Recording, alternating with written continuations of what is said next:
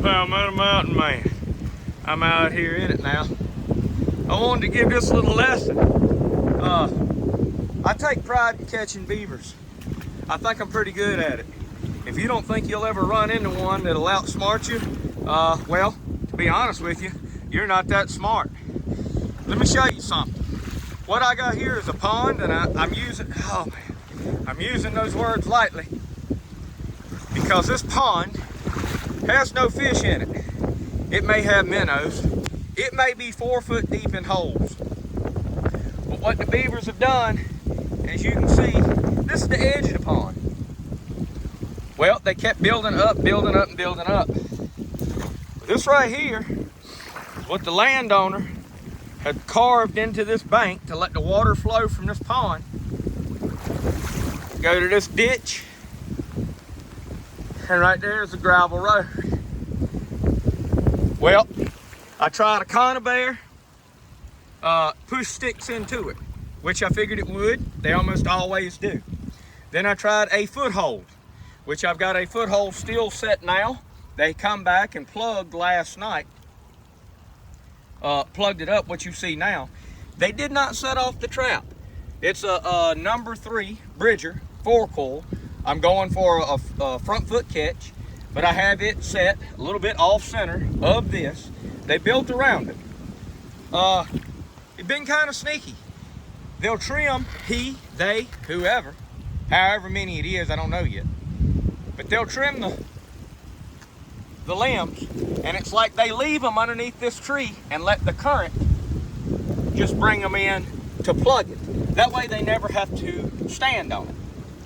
Well, I went through trip trap on the conibear, and I couldn't get anything on a foothold. Man, it's rough. And I couldn't get anything on a snare. So what I did is I followed this, left this as is, followed this down. I'm gonna walk out to the gravel road, give y'all a better view of what's going on.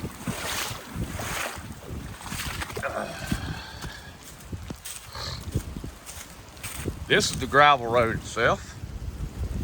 There's a pipe right here. That hole is actually burrowed through that dam and goes to here, covered in briar. I could not access it. So I kept walking, and I kept walking, kept keeping my eyes on the pond itself.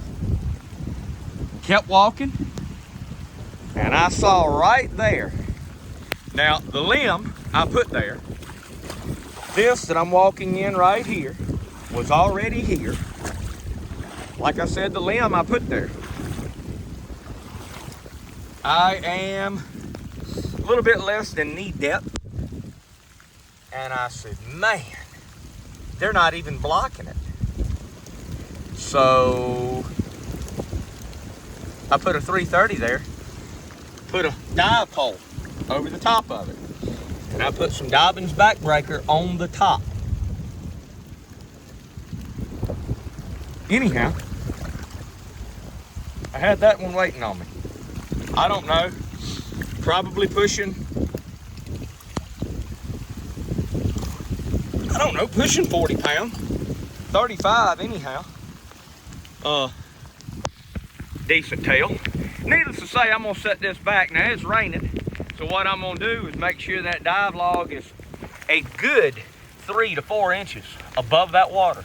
And what I'm gonna do is I'm gonna take that caster, and I'm gonna take the caster, and I'm gonna put it on the bottom, right here. That way, even as hard as it does rain, there'll still be some castor scent here. If I were to put it on top, it would drop down in the water. The castor scent would go that way, it would go this way. I want it right there. Is it foolproof? No, of course not. Does it help? You betcha it does. Just wanted to show you what you can do when they are outsmarting you.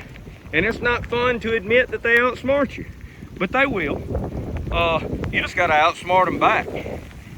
And talk to y'all later.